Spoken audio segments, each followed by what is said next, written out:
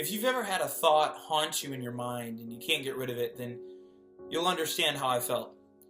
For the last month, I've had this idea that just keeps stirring in my head, and no matter what I do, I can't shake it.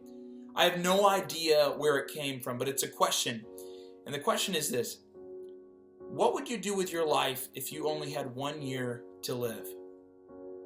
You might be thinking, Jeff, that's like horrible to think about. Like, why would you think that way?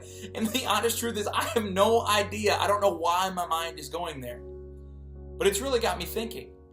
Like, what would you do? Would you go on vacation, or take all your money and buy something and just go off-roading with friends, or just go travel as much as you possibly could till your money ran out? Like, would you travel to the other end of the country to see that friend that you haven't seen in years? Or would you take that money and go help the poor or help kids that were in need? Like, what would you do with that?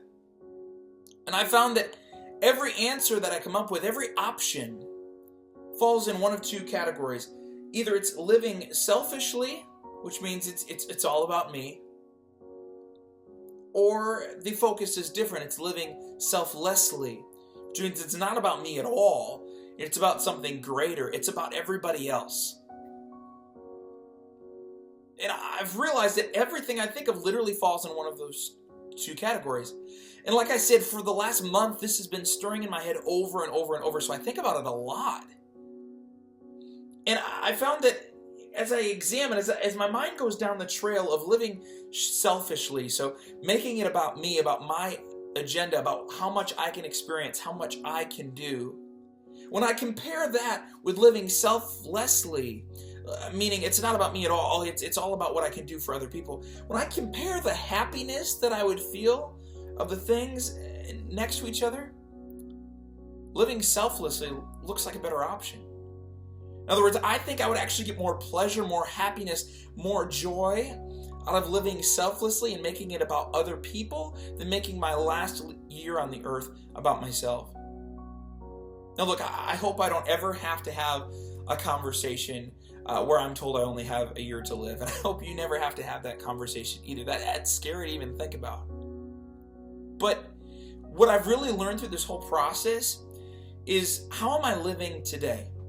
Like, what am I doing right now? Am I living selfishly where it's all about me? Or am I living selflessly? Because I really believe that will bring more joy. I talked to a man recently, and we just happened to connect, and he was told by his doctor that he only had 1 year to live.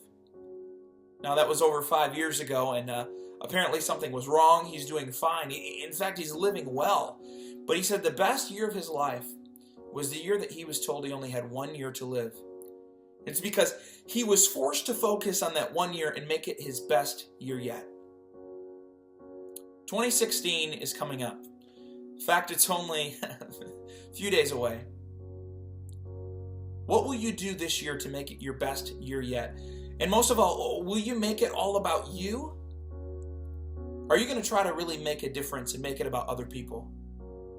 I bet you that if you and I make it about others, well, we'll wind up being happier. We'll have more joy. We'll actually find more pleasure. We'll get more out of life. We'll experience more.